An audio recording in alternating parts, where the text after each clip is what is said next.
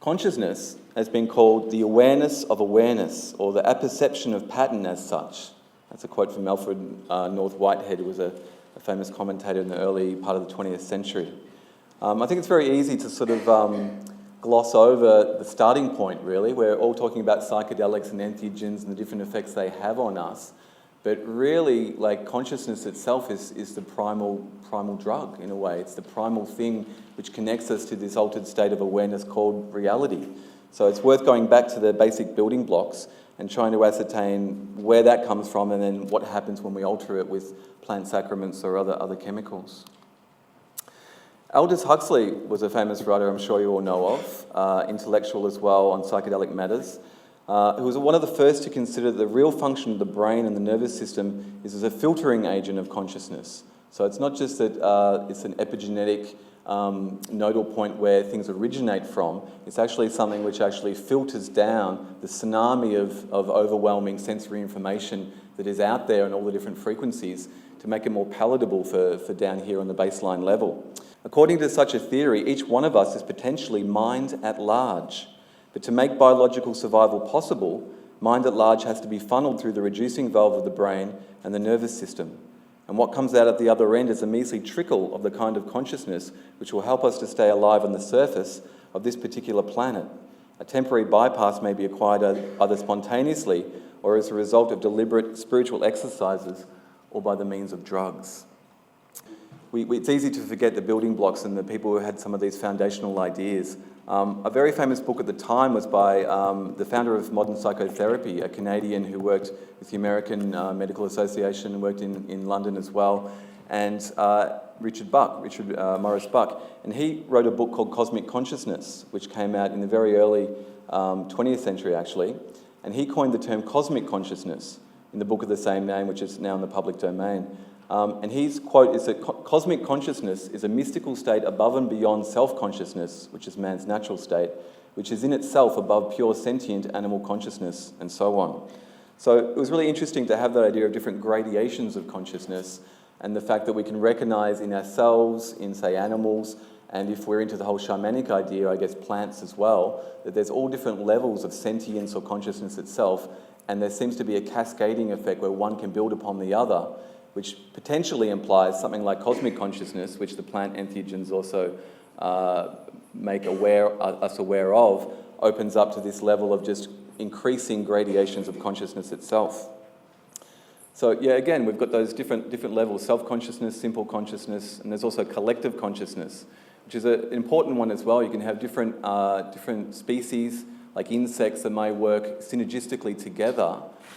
They might have rudimentary self-consciousness, but then they pull that together in a synergistic way to actually perform more as a unit, as a tribe, as a collective than they can individually. And I think that what I'll also talk a bit later, we're seeing some of that collective consciousness develop in 21st century planet Earth consciousness as well, that I guess the drive towards tribalization is being increased, and there's this collective gestalt sort of thing happening in our culture. So this grading scale imagines a sense of interdependent awareness and connection to the source that runs through all things, as well as a holographic sense that embodies the source in the individual. Now, Wikipedia has got an entry for cosmic consciousness, and it calls it the concept that the universe exists as an interconnected network of consciousness, with each conscious being linked to every other. Sometimes this is conceived as forming a collective consciousness which spans the cosmos. Other times it is conceived of as an absolute or Godhead from which all conscious beings emanate. Now, this theory has echoes and resonances with the Buddhist concept of Indra's nest, Teilhard de Chardin's noosphere, and James Lovelock's Gaia theory, amongst many others. I guess every culture has a paradigm and awareness of what it is and what it's embedded in, and I think we're evolving one of those in the modern times in the West. So Richard Buck had a very interesting book, Cosmic Consciousness, and I love that, cosmic heads throughout his story. It was very much a creation of his time, and it's limited in a sense. Now, a lot of these ideas that are presented in here are actually catalysts. They're ideas to help trigger your own thoughts and our own collective thoughts on what these things are. And none of them I'm going to present as facts, but they are some very interesting ideas to grapple with. So Buck said that many mystics and seers have talked about this connection of cosmic consciousness, but Buck was one of the first Victorian-era gentlemen to tease new ground with the concept by mapping it across the history books with individuals that achieved mystic states. Buck graphed and compared the experiences of saints and mystics alike, like Jesus, Mohammed, William Blake, etc.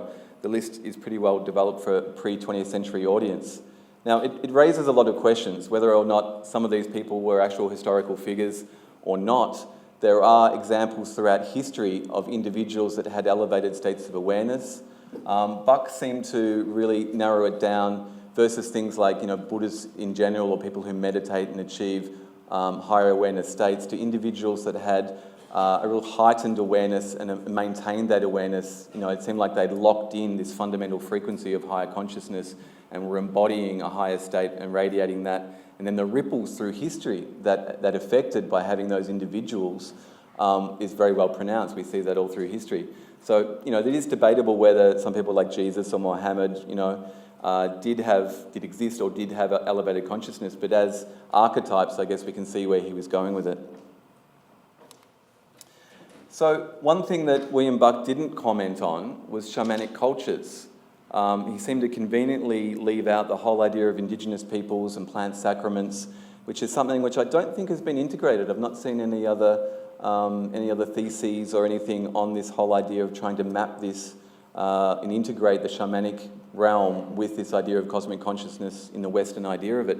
So Buck's mapping of manifestations of cosmic consciousness in individuals across history did ignore the sacramental use of indigenous peoples and their entheogenic plant sacraments that connected them to the divine.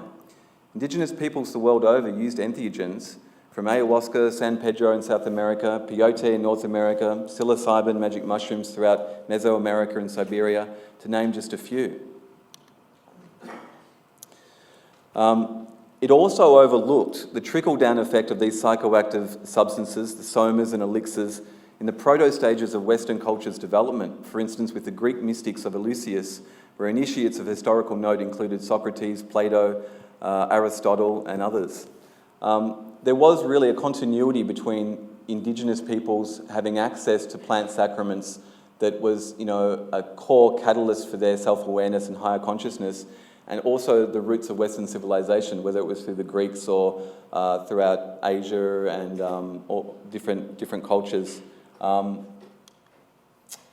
The altered state of consciousness provided a deep connection to the great green mind of nature and a sense of cultural equilibrium and sustainability for man's place in the web of life. In many instances, it also provided brief flashes of contact with and exploration of higher dimensional realms for the tribal shamans and their patients. In higher doses, especially with the right entheogenic keys, locks were open to deep states of source consciousness and a perception of unity with all living things, that is, an awareness of the individual as an emanation of the Godhead, or as Buck would call it, cosmic consciousness. So we can see, like, from DMT cults in the Amazon to devotional Sufis who use Syrian rue in making their magic carpets, the entheo-fueled religious impulse has been given to man for a direct tool to experience the divine. But this was still a largely individual affair, occult and protected from the mainstream. It was, nestled in monasteries in the first world and sanctioned as part of village life, but often mediated by the village shaman. So even, I guess, in indigenous societies, it was very much something that the tribe would do, but not everyone would do it. There's some tribes like the Shipibo in South America and Peru where the shaman himself would take the ayahuasca on behalf of the patient and go into the realms as a medicinal tool. But there's also, it's compartmentalized and it's had to be part of village life. But there's never fully been, a culture which seems to be fully entheogenic. Until, of course, we come to modern culture and, the tribal subculture of the counterculture within that. On that famous afternoon of April 16, 1943, this is a quote from the beloved St. Albert, "While preparing derivatives of lysergic acid, I had to leave my lab suddenly. I felt something was happening to me. Whatever I imagined came into my mind as images. It was a horror trip, and I felt like the end was nigh. I thought that this was the end. But in the morning, I felt reinvigorated, as if new life was entering my body with a wonderful feeling. It was impossible to describe how wonderful this experience was. It must have been pretty wonderful because 3 days later he did it again, and he had the famous Bicycle Day experience, which is commemorated here at his 100th birthday in Basel. So I guess my point is that plant-based entheogenic tools have long opened up the realms of cosmic consciousness, if briefly and through external agents. And the psychedelic explosion of the mid to late 20th century, starting with Albert Hofmann's very serendipitous discovery of LSD-25, which culminated in the psychedelic revolution of the 60s, was just the latest modern wave of consciousness expansion. The difference, I think, in indigenous entheogenic use at that time and then the modern psychedelic revolution in the 60s was that in the modern West, the scale of the phenomenon was just unprecedented. You know, it was the 1950s, white bread picket fence America, and there's an urban legend in counterculture circles that the discovery of LSD happened pretty much simultaneously with the development of the atom bomb. And, you know, they're both explosions of consciousness in one way or the other.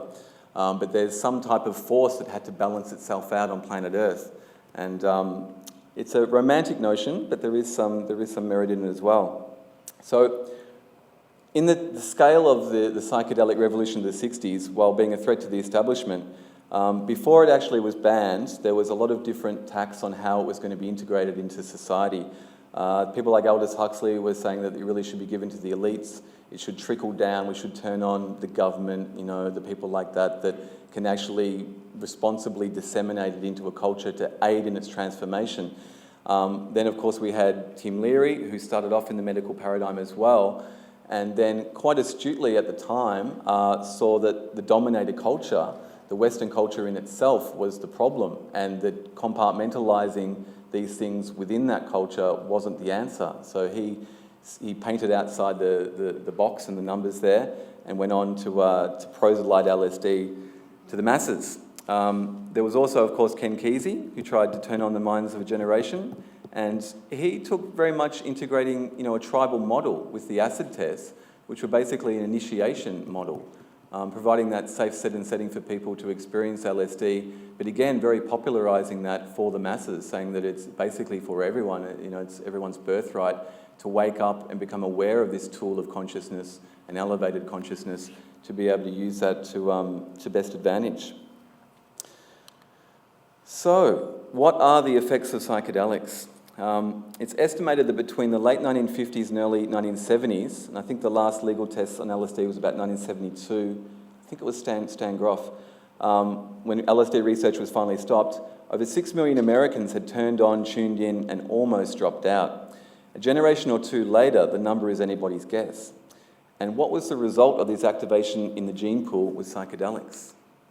Now, again, these can be contentious type of ideas, and no one's actually, I'm not trying to say that people dropped acid at that moment and had direct revelations, although there are occurrences of that as well. But in general, you know, something happened. It was like a massaging of the paradigm where these substances, namely LSD at the time, really invoked people's consciousness to think outside the box and produced a situation in which the culture changed. So acid may not be the only catalyst for some of these things, but around that time when we had the ecology movement from the 60s to the 70s and on, the ecology movement, the human rights movement, the anti-war movement, it's quite well documented the role of LSD in the computer revolution and the internet in a sense. Silicon Valley was, you know, very close to the epicenter of LSD on the West Coast. There's a book called What the Dormouse Saw by a New York Times journalist tracing the development of LSD and the computer and the people involved at the time. All of Silicon Valley were using it because at that time, LSD was considered a consciousness expansion tool. It wasn't considered a drug or something to be used for any narrow use. It was something which artists and intellectuals and scientists and people used to actually expand their minds to then apply that expansion of consciousness to the issues at hand. And there's some famous cases like Crick, who helped co-discover DNA, who is attributed to say that some of his inspiration came from LSD. But in general, we had a shift in perception, I guess, of ourselves embedded within the planet. We had the Back to Nature movement, and we had this whole idea of Gaia, or Gaian awareness, which, in cultural terms, this may have spanned 20 years, but in the blink of history, it's just a millisecond. So since the psychedelic revolution of the 60s, fueled by chemicals and mystic reintegration with indigenous cultures, we've seen a collective blossoming of consciousness, trickling down to the ashrams, the yoga centres, and now the ayahuasca lodges of the West, to name just a few. Millions upon millions of people have had profound glimpses of cosmic consciousness, aided by neurochemicals, and the experiences of the 60s and 70s wave was that many settled down into a more traditional spiritual pathway to ground that glimpse into a lifelong journey of remembrance. So I think that's really important as well. It's not just having these peak experiences, it's really seeing what the effect of these experiences are on the individual and then collectively on the culture in the long term. So this brings me around to my little subtitle of the topic, which is Mapping the Species Activation. I ask, if cosmic consciousness was once a sporadic concentration in the gene pool, isolated to the occasional mystic or messiah, it seems that a collective awakening of consciousness is blossoming around us now. A generation of psychonauts grounding in the ambient celestial energies, collective messiahs perhaps, activating a circuit beyond any one node's ability to channel. Which brings me around to the question, why here and why now? To answer that, of course, we have to take a deeper look at the context that we're embedded in. Now, the shamanic religious impulse is to reconnect with the alive and sentient mama matrix most mysterious, as James Joyce called it, or Pachamama, perhaps, as the Peruvian ayahuasqueros term it. The whole idea that there's this feminine consciousness of the planet itself, or Gaia.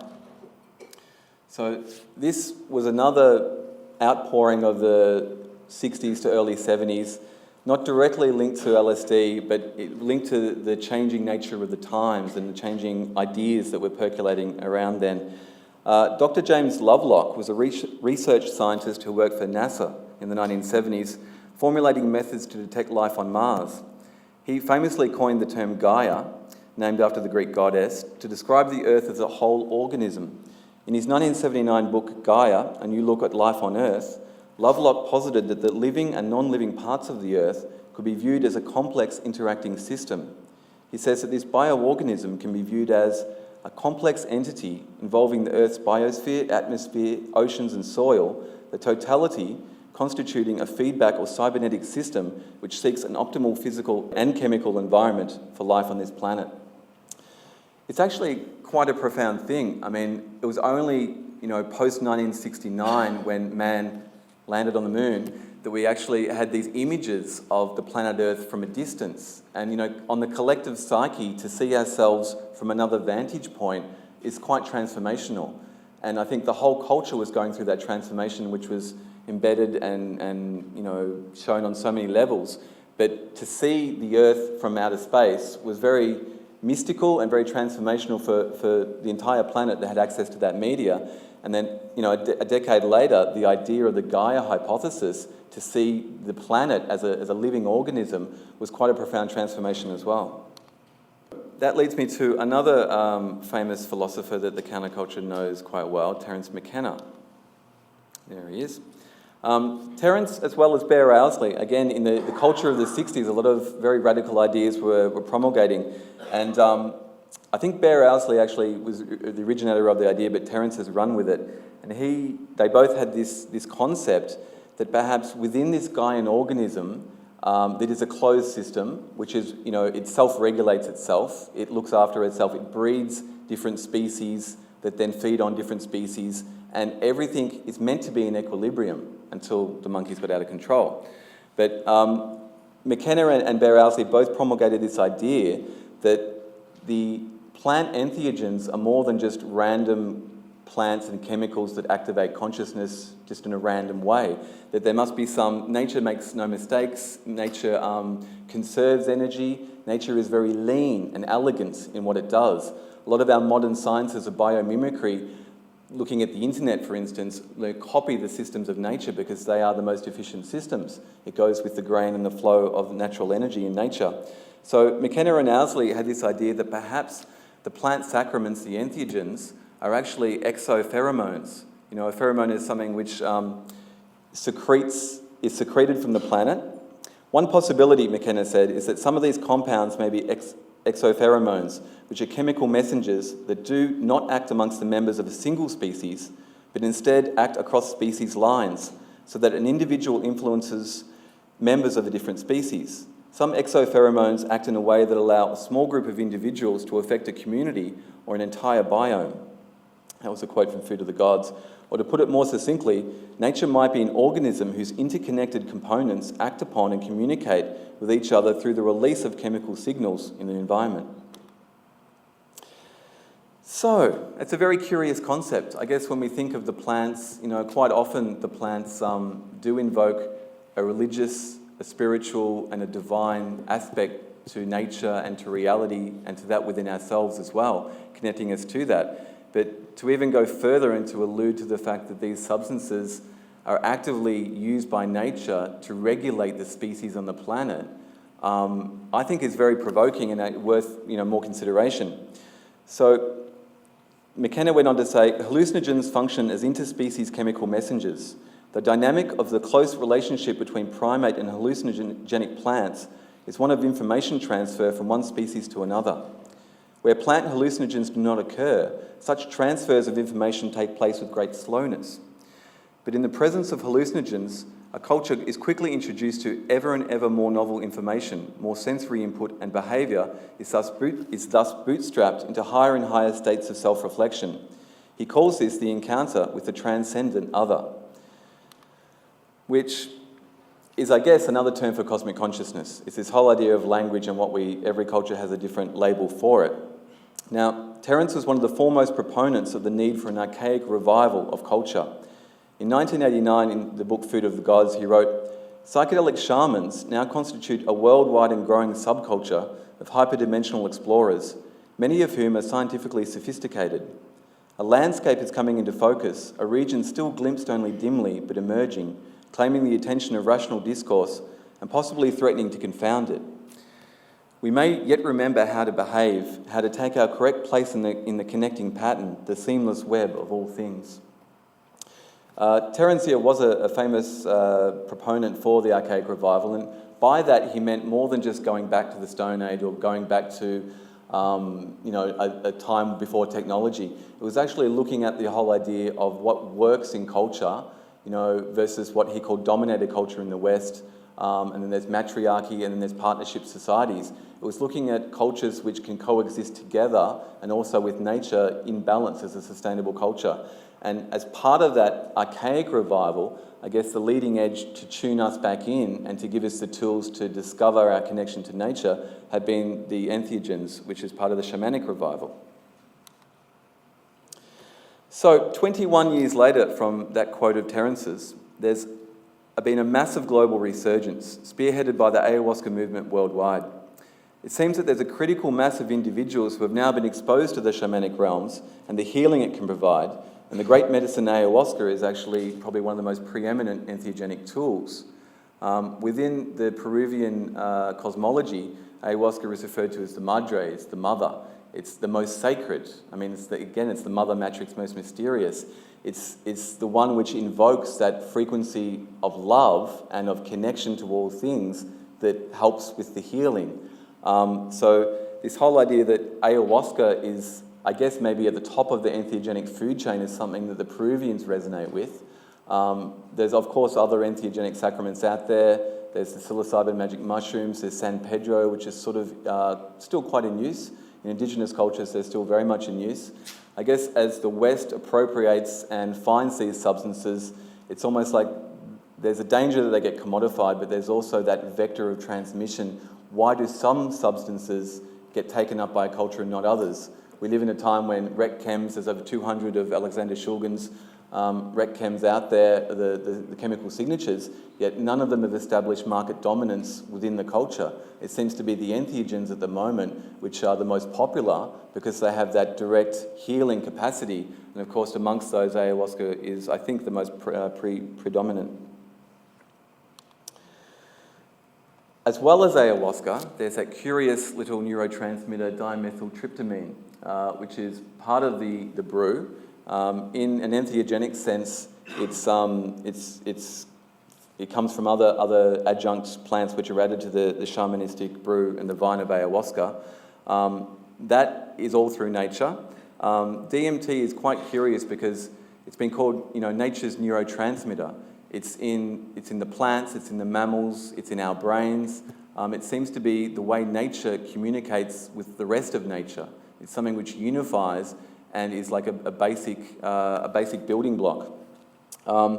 So through studying the ayahuasca experience, as well as through the work of pioneers like Dr. Rak Razam, who conducted the first legal tests of DMT in the early 90s, as recounted in his book, now the documentary of the same name, DMT Spirit Molecule, we have a clearer, if still incomplete, understanding of the role of DMT.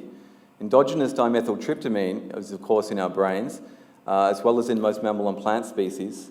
And Rak Razam had the thought that DMT was actually produced by the pineal gland, which gets back to all those mystical ideas of the brain and different functions of it and different compartments which produce different effects. The pineal gland goes all the way back through history as a source of much interest for not just doctors but mystics and mystic experience. It hasn't been productively proven that the pineal gland does produce DMT, but it does secrete melatonin and it does help regulate different levels of consciousness. But his theory was that DMT is secreted in the pineal gland to help regulate higher consciousness functions like dreaming or our connection to the higher realms. Also, DMT is released at birth, at death, at near-death experiences, at all the critical moments of the human organism. So it's a very, very fundamental and curious chemical to be in our systems and to be helping mediate our experience of reality itself. So modern neuroscience has recently confirmed that dimethyltryptamine is closer to a neurotransmitter than just a chemical on its own, proving we all have an inbuilt somatic ability to connect to these higher realms of consciousness. So that's a bit of the connecting points between, the individual's ability to connect to higher realms, the shamanic experience, and the whole idea that nature secretes these substances very much for us to take on board, to regulate us, to bring us back into a sustainable groove. The question then is, if nature is alive and on some level orchestrating the whole shebang through the chemical production of these plants and through the species that it evolves, where is it going? We've seen these waves of culture. We've seen indigenous cultures decimated by the rise of his story, as Terence called it, the whole idea of dominated culture coming in and rape, pillaging and plundering, this whole idea of resource, theft, and this whole concentration of energies in what has culminated in the 20th and 21st centuries. But we also know from nature that it works in cycles. And as I said earlier, nature knows what it's doing. There's got to be some trust involved. I think on a lot of levels, what psychedelics and entheogens really help us do is dissolve the ego, and when we go into the egoless state and merge with some sense of unity consciousness, we're actually present in real time. We're outside linear time and we're inside eternity. We're inside cosmic time and that whole experience of cosmic consciousness. But in that state of flow, of unity consciousness, I think nature on the cosmic level also works within this structure which has cycles within it. The Maya had an amazing ability to map the stars, but it wasn't a dry scientific affair. Their spiritual intimacy of their science is reflected in the language they used to describe the stars. For them, galactic center, which they knew about and they quite revered, was a sun, they thought were a sun called, in our Milky Way galaxy, that our whole solar system orbits around in a 26,000-year orbit. They called that star or that galactic sun Hunab Ku, which translates as the womb of the Great Mother. Interestingly enough, only in 2002, NASA confirmed that the galactic sun is actually a supermassive black hole, sucking in matter and spewing out massive jets of charged particles into space. Black holes emit these streams of energy, these jets of charged particles that go galaxies wide. And these jets can burn off delicate upper atmospheres like planets like that of Earth, and they periodically incinerate life. But on the macro scale, they also spark stars into being. So it's really interesting. It's not like this source of death, but this Hunab Ku, the womb of the Great Mother, it destroys and it creates. It's like in nature on the micro scale when a bushfire goes through and then fresh growth comes through and things germinate. It's the same in the stars, as above, so below. So the Mayans understood that the grand 26,000-year galactic orbit took in a series of successive world ages or quadrants, each of which affected consciousness. Heading towards the super information highway of galactic center sees a peak in the cosmic connection. I guess you can make an analogy to a mobile phone. So as you go into galactic center and Hunab Ku, the black hole there, it's like getting 4 bars reception on your mobile phone, where you wait another 14,000 years in a 26,000-year orbit, 13,500, you go down to 1 or 2 bars. So in our individual egotistic sense, we think, what is wrong with the planet? Us monkeys are out of control, ego, it's all us, it's all our fault, what do we do to make it better? Forget it. It's like we're coasting within the tide of galactic history, and the tide goes in and it comes out, and everything is going according to plan. So this, of course, is from the Mayan perspective. So as the signal drops out, and we've seen the Dark Ages, we've seen the prehistory, we have record of things getting pretty bad on planet Earth, we seem to be coming to this critical mass of consciousness itself, right on schedule, that says everything's going back into direct source consciousness connection. Interestingly enough, Terence Mckenna said something similar to me when I met him in 2006 and did an interview. He said, if the brain is a receiver of consciousness, then perhaps consciousness itself is a singularity point, much like black holes, where energy is compacted so densely in on itself that it collapses. That collapse in the brain may be what causes consciousness. If the structures of the human mind remain unchanged, we will always end up recreating the same world, the same evils, and the same dysfunction. But as consciousness is also a part of the cosmic seasons of growth and harvest, perhaps we can look at this emergency our consciousness has created on the planet as a natural growth phase of our species. And as the celestial seasons shift and turn, and the energy of galactic center streams in to activate consciousness, we have an unparalleled opportunity to grow, to align, and to become something new. And that is the real illumination. And that's it.